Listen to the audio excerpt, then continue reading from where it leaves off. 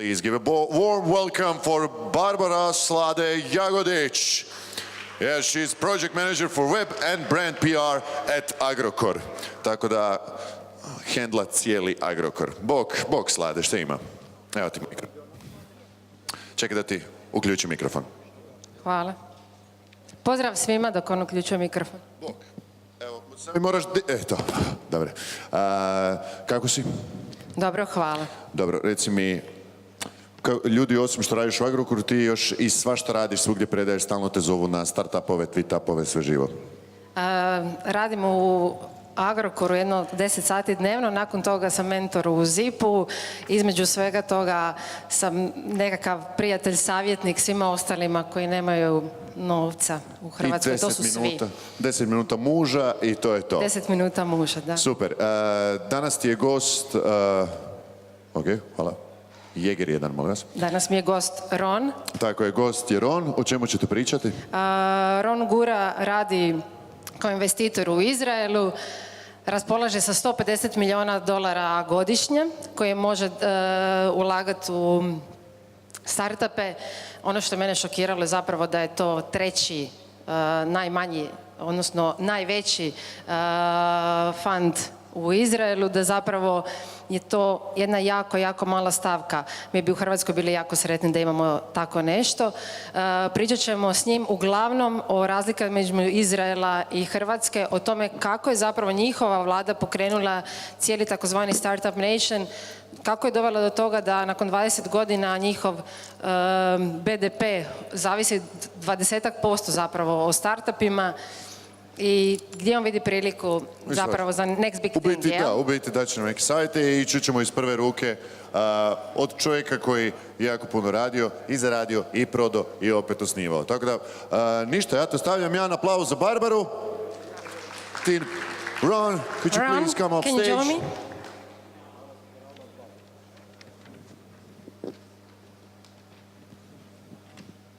Ovi su svi stolici za nas. Hi, Ron. Nice to meet you. The mic for him, thank you. Thanks.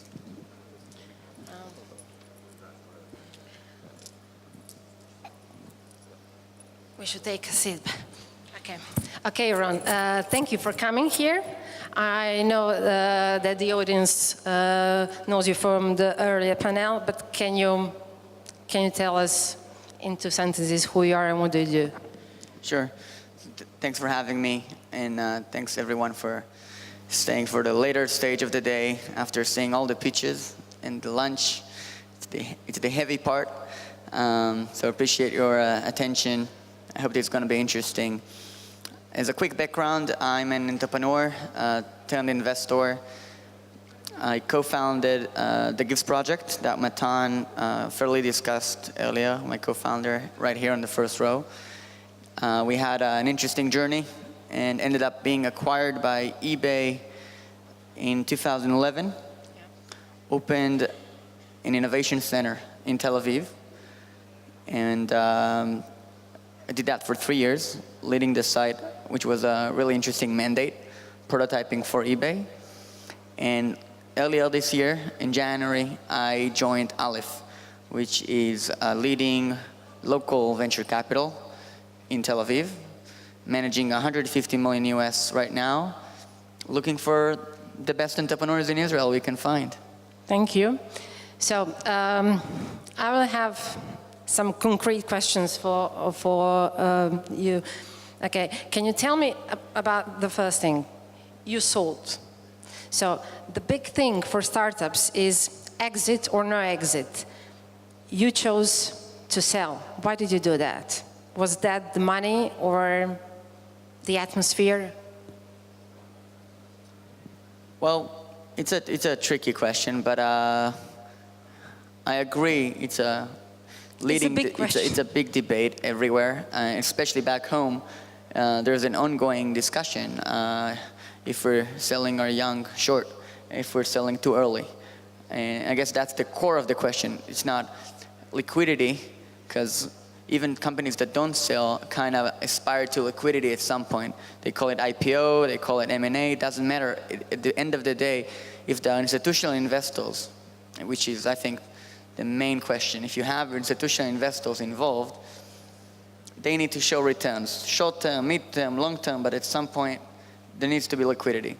From an entrepreneurial standpoint, I think you need to ask yourself, what's the potential of this business? What do I think the potential of this business? And if we thought this could be the next Checkpoint or Teva, which are big Israeli success stories, we might have stayed a bit longer. But we thought... You have to be realistic with yourself.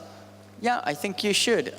We thought for the 2 years' work and efforts and sweat and passion that we've put into this project, it was a good outcome, actually a fantastic outcome, both for ourselves, our investors, and just as important, the city of Israel, the city of Tel Aviv and the state of Israel, which won another international R&D center, hiring, growing, and employing people in Tel Aviv. Okay, so you sold your gift projects to eBay, and then you went to work for eBay. What happened to your project, and are you happy with that? So are you emotionally bound with your ex-project? Sometimes. Sometimes we look at it and we think, what could have happened if we still had the wheel? But in retrospect, eBay isn't a very gift-oriented brand. When you think about eBay, you think about a lot of things. It's a volume brand, it's affordable. Sometimes people think about the auctions, being a marketplace. They don't really think about gifting. They don't think about shiny, new, holiday. And it was a tricky home for us, however, for the product. However, we found great leadership at eBay that was very attentive and wanting to build big projects and iterate with new products. That was a lot of fun and a great learning experience for all of us. So no regrets on joining eBay. Yeah, so we are going back to the beginning.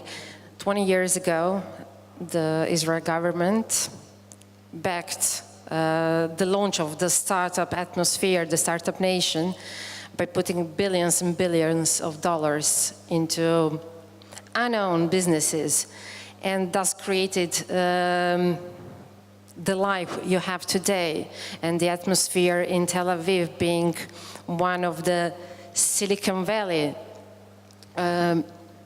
region. So how do you compare?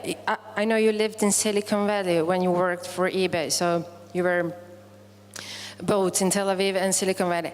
How do you compare life there versus life in Israel? And maybe for our people who are always looking up to going to Silicon Valley, do you have something to say to them? So a few things. First, I think it's interesting to talk about Project Yozma, the government project that really jump-started the ecosystem, and then we can compare the Valley and the Valley, the Silicon Valley in Israel, and definitely a lot of insights and a lot of work to be done. But to begin with, as a quick recap, the government backed, basically funded the downside for venture capital in the 90s with a very instrumental project, saying that inviting venture capital to open a fund and saying, if you have losses, we can share those. Here is some downside protection. So even when the government funded something, it was with a business mindset of, I don't want to give the checks myself to the end user. I want professionals and I want an ecosystem to be created around it. So I don't want to be the VC as a government necessarily, even though they did that as a... You want experts. Yes. You want an advanced, regular, professional market to evolve. You started early, 20 years ago, when startups weren't so hot like now. I mean, we have a problem in Croatia with the government that recognized or started to recognize startups 2 or 3 years ago. So you're like ahead of everybody, even in the United States. Well, they say invention is, well, in necessity is the mother of all inventions. And definitely that's the case for Israel. We don't have a lot of natural resources. We obviously lack a local market. It's a very small country in size and population. Doesn't really help that we don't have a lot of... Sorry, how many people are there living? Well, we have 8 million people right now in Israel, including everything, the Gaza, West Bank, Orthodox people. But so the high-tech community is like 200,000 people. It's creating a double-digit figure from our GDP and from our export. So it's definitely moving the needle with not a lot of people. So what the government did there was definitely a game changer. And it was very, very early, but some of it was a necessity. So if you're a country with no energy, you kind of, and no natural resources, you kind of have to start thinking about what do I do with agriculture, with water system. If you're a country with not very friendly neighbors, you kind of have to think about how do I invest in security, what kind of missile hardware can I operate by myself without buying it from a foreign country. So you suddenly have a security industry, and then you have agriculture industry, and then it turns into a semiconductor industry and eventually evolves to hardware and software. And what's hot now? So you're working as a venture capitalist in Aleph.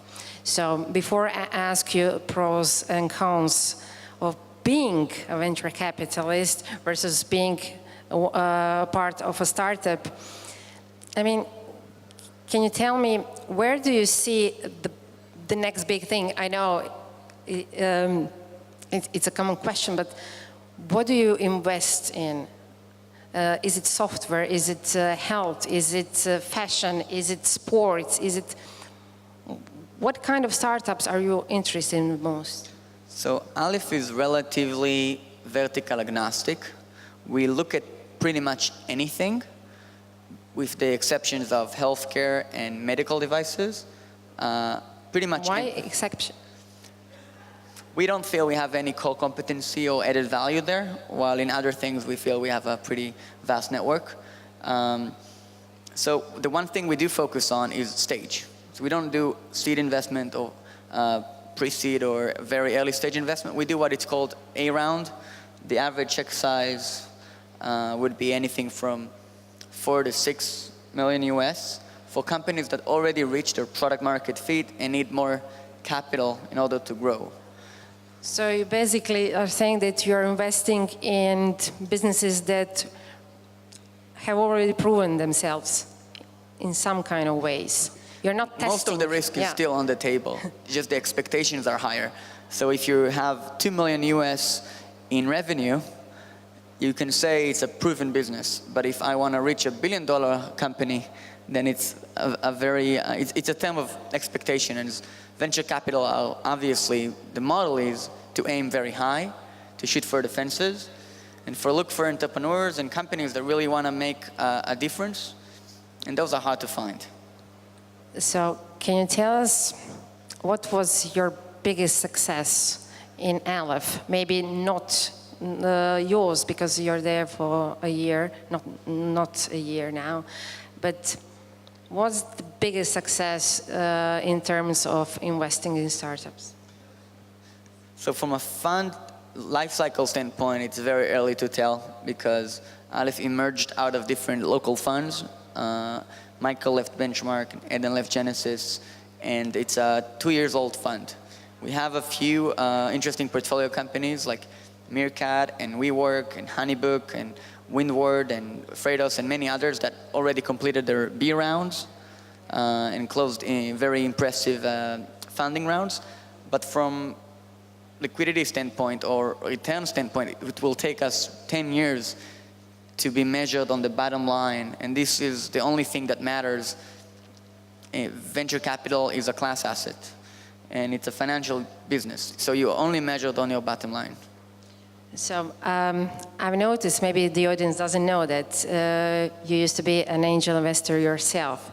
And when you mentioned Meerkat, you invested yourself in Meerkat. Right. How did that pay off?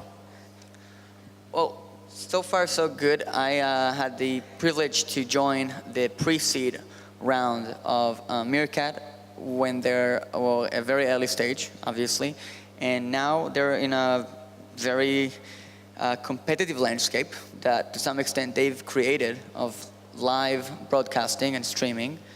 They closed an impressive double-digit round from Greylock in the Valley, which is a top-tier VC. We're all very proud of Ben and the team for making fighting the good fight against Twitter and Facebook, and he's definitely David versus Goliath in this arena. And it's a very interesting market. So you did make a good decision, or a couple of them.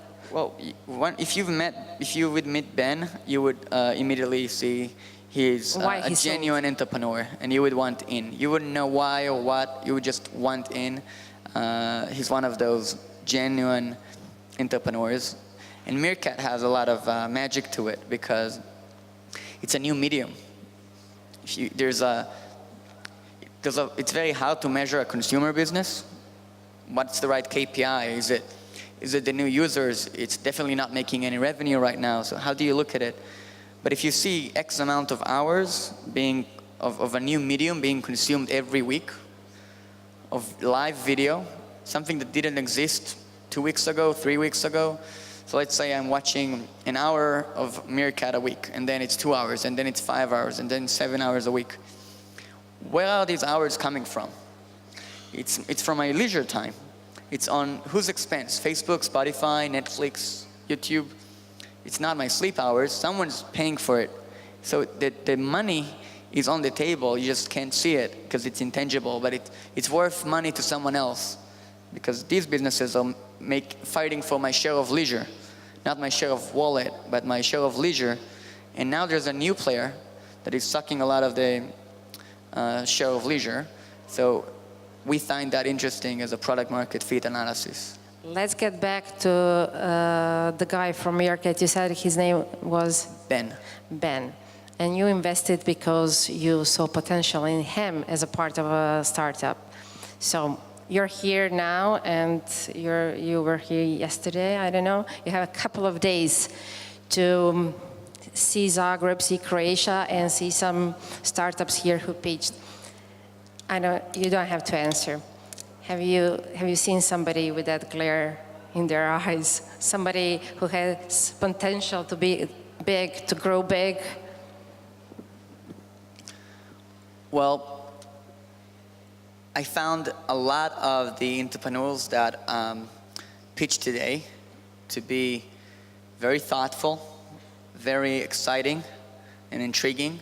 And I feel that the level of presentation was relatively high.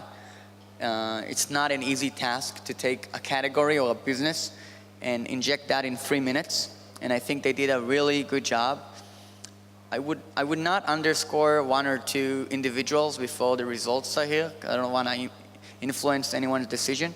But I will tell you about the most interesting entrepreneur I met in Zagreb. Tell me. So when we landed, Maya, who was hosting us from the embassy, asked if we can swing by a small Jewish school in Zagreb. It's a private, small Jewish school. They have relatively close. Where is it? It's next to the city hall and Gornji Grad. next to the Broken Heart Museum and Broken Relationships. And it's a very interesting school, very relatively small class. And we just swinging by, and they asked if we can give a small talk to the young students. So Nice. we joined, and they had some really interesting questions. And at some point, Matan, my co-founder, he asked the young, 10 years old, 8 years old crowd, what's most important? We talked about ideation, we talked about, ideas in general. What's the most important thing in starting a company? So a kid named Oscar Won raised an his Oscar. hands, and he said, getting things done. Getting things done is the most important thing. And I think that he is a true entrepreneur. Yeah, he is. I wonder where did he hear that? Okay, let's go back to your life. First, we are going to introduce you and your life to our audience. If you want to go with my life, we need to go back to Tel Aviv. You sure you want to do that now? No, I wanted to ask you, are you lonely as a venture capitalist? Is it a lonely place because it's not as much as fun as being a startup? I know you have money now, but is it great to be a venture capitalist? It's definitely very different, and I would agree with you. One of the cons is that you don't have the same exciting culture that you guys got to experience today. You don't get to do team building. You don't get to be a part of a team creation. However, one of the pros is that you get to be a jack of all trades. You get to see different people pitch different things very passionately, eloquently, every day, a couple of times a day. And you get to be this jack of all trades and master of none. So you know something about energy and something about factories and something about vessels and consumer and water and SaaS and hardware. So it's really fascinating to sit in the room and hear, especially in the A-round stage where people already have results. So it's really mind-blowing to see how people are trying to fight the pace of change. You recognize yourself in some of the startups and then say, I know what you mean. I mean, you know the other side. I mean, you were a startup guy. So do you have this advantage or disadvantage? Maybe sometimes I think it's a disadvantage because I empathize with the entrepreneurs, and sometimes I feel it's an advantage because I have more realistic expectations. If someone says we'll get it, the next version will be out next week or 5 weeks from now, or at least, or the other way around, he says it will take us 2 years to do X or Y, then you can kind of calibrate that with stuff from your own experience. Yeah. But this is a good reminder. We just saw a lot of pitches, and I don't know what about you, but I noticed aspiring entrepreneurs pitching their hearts out to a very tough jury, very, very tough jury, that are doing their job and doing their best job, but the entire atmosphere would be different in Israel. Is it tough for you to give them tough love? I mean, you're quite direct, as I could see when we first talked. Is it a good thing to tell them, oh, you suck? It's definitely good. It's definitely good to be direct, yeah. I think, or at least culture-wise, this is what we do back home. I'm not sure if it's good or bad. But you do need to be respectful and mindful that as an investor, you are just, capital is a commodity. Maybe not here as much as in the Valley or in Israel right now, but it will be at some point. If you are working on something really exciting, it will get funded. It's not, getting funded is not success, it's just a step. Success is a commercial success is much harder. But in the meanwhile, if you see the men in the arena or the women in the arena that we saw today, working hard, pitching their heart out, the least you can do is say, great presentation, respect, well done. We know this is not easy. We have a few questions. Just let's see if we can. This is basically, investor and entrepreneur dynamic is a potential for a relationship. Let's see if we have chemistry. Let's see if we can add value. Let's see if we want to share the same cap table. You're actually a good guy. Direct but good guy. Well, I think, investors should be good guys. I don't know. Not all of them are good guys. Do you have an investor that you want to say something mean about right now? No. I will tell them directly to face. So. You sure?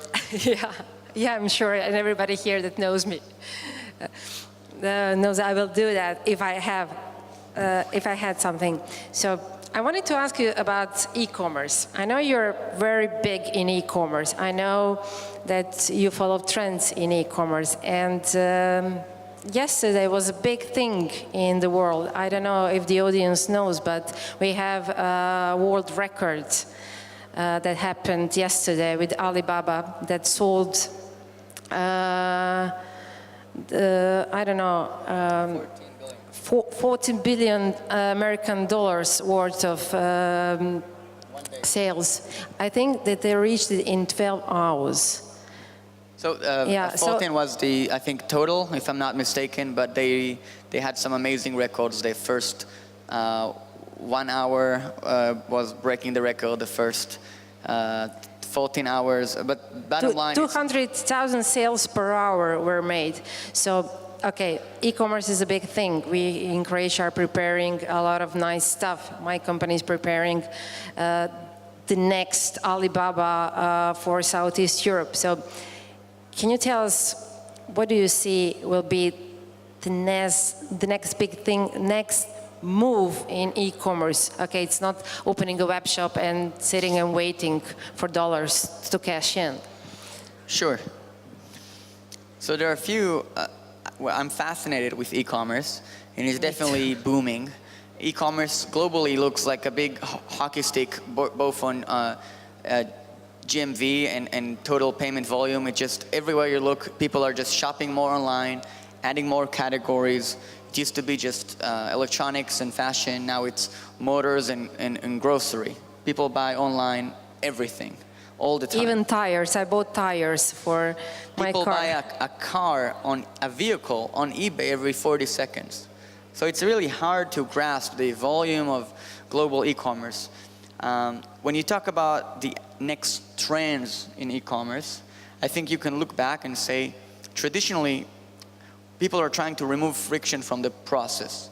So make payments easier, remove barriers, remove concerns. So if this is the 90s and this is being, telepathic and just thinking about something and it showing up, we're somewhere here in the middle with Apple Pay and NFC and Square and one-click payments and PayPal. So there's a level of how much incremental value you can bring with just squeezing the lemon. I think the next jump in removing friction will require rebuilding infrastructure from the scratch. So really reimagining an Amazon warehouse, rethinking a UPS truck, rebuilding a skyscraper that will fit e-commerce either from the stairs, the drones, the storage. Like, otherwise, you can't keep removing friction just from the payment. It will need to be a more holistic experience. You're not afraid of drones and their possible negative usage. I know it poses a threat problem. I think drones are definitely here to stay. The technology has been ready for a few years now, but the consumer mindset is now more prepared because there are more use cases, and we see more and more of them. But this thing could have potentially worked out a few years ago. It's a regulation issue, obviously, that people are afraid of. That who owns the sky? What about privacy? But if you think about it, every single question has an answer. It's the same law in every country that stops me from taking a video of you from a window next to me. The same regulation should be implemented on drones. However, the opportunity of drones is amazing.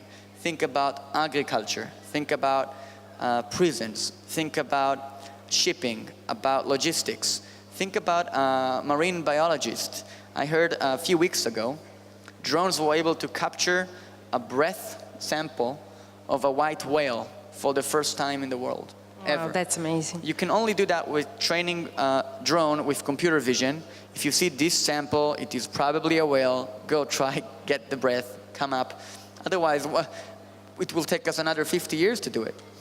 If you're exploring anywhere in the land and you see like a small tunnel or a cave, now you need to think, should I dig, shouldn't I dig? Now you just send the drone in, get the pictures. Thank you. But what do you think is the major problem with people that don't buy things online yet? I mean, in Croatia we have 60% of people who use internet, but only 27 of them who actually put their credit card number on a web shop out of fear. And the next problem is delivery time. I know that Amazon tried to push that into a one-day delivery option, but is it possible? Are we expecting too much as a consumer, that if I buy something from you, you should get that to me in an hour or two? The consumer is never expecting too much because the retailers are competing and raising the expectations. So a few years ago, the reasoning behind e-commerce was, I can buy something more affordable, or I can buy something I can't find locally. So I'll order it online on Amazon or eBay. And then I'll get it after 3 weeks, and that was fine. And it will wait for me in the post office, and that was fine too. The expectations rise. Suddenly it's 2 weeks, 1 week, 1 day. Today in Palo Alto, in New York, you can get anything within 1 hour. It's 1 hour shipping promised. Free shipping, 1 hour. So I don't think that's a problem. It's just we are spoiling ourselves into wanting more and raising expectations. Do you have the big e-commerce opportunities in Israel? I mean, can you tell me something about your nation, maybe in comparison to Croatia? I know we are small markets, both of Croatia and Israel, but we are even smaller than Israel. We have shortage of people. I know you have shortage of people too. But how do you deal with that? I mean, you are a startup nation. You have 60,000 startups that you see every year. I mean, that's so many people in the industry. Where do you find them? Do you have to make compromises? Okay, I will hire you because I have no one else. So there is a talent shortage in all of the tech hubs globally. Yeah. If it's a tech hub, there's a talent shortage. The difference is Israel has a very big challenge ahead, which is scaling or moving from being a startup nation to scale-up nation. And one of the best ways to do that, having more Mobileye, more Wix, more Waze, more Fiverr, more checkpoints, more multi-billion multinational companies based and headquartered in Israel, is by importing talent globally. So today, we are comparing ourselves to the Valley, and we're second only to the Valley in many metrics. How much venture capital money is being invested, how many new startups, innovation, investment in R&D per capita, number of companies listed on NASDAQ. So we're only second to the Valley. However, the big difference... Yeah, we are not the third. Not yet. But the biggest difference, and something that needs regulation in order to change, is that the Valley is inviting talent globally to join. If you're a smart engineer or designer from India, China, Africa, Croatia, you can compete on positions in the Valley. However, unfortunately, right now you can't compete on positions in Tel Aviv because you won't get a work visa. So do you have to make compromises in the end? Because if you can't, I don't know, right now invite people. We're not at the stage that we ran out of talent, but the bar is going up, and the cost of living, the cost of engineers, the cost of office space is only 5-10% discount from the Valley. So it's not even, from New York. Very expensive to live in Israel. In Tel Aviv, very expensive. And a good engineer will cost pretty much the same. Like in the Valley, you will pay $200K for a good Android developer, a US, and you will need to pay 7-digit salaries for annual for someone who's leading a global R&D center. So it's a very competitive environment, and at some point, I think the only way out, or to keep high-tech a double-digit percentage from our GDP, we will need to open the gates and have some sort of a committee that will say, these guys are top talent, and we need them. Have you talked to the government yet? Barbara, this is your conscience speaking, This is your conscience. Wrap it up. Are you sure? Yeah. You got like a minute. How much do we have? Like, you haven't got anything. Okay. Like, I think we at bonus have time. to end, but be polite, please. One more question. of course. I was looking for you. The bald guy. No, my conscience. I was looking for it for a while. Oh, you have one? Sorry. We all know you don't. He's a comedian, you know? No, I'm not. Must be a pretty good one. Yeah. He's very successful. No, I'm not. Excuse me, are you on the panel too? The invisible guy. So we have to end. Okay. Thank you very much for being here. I think I could ask you 1 million questions and $1 million.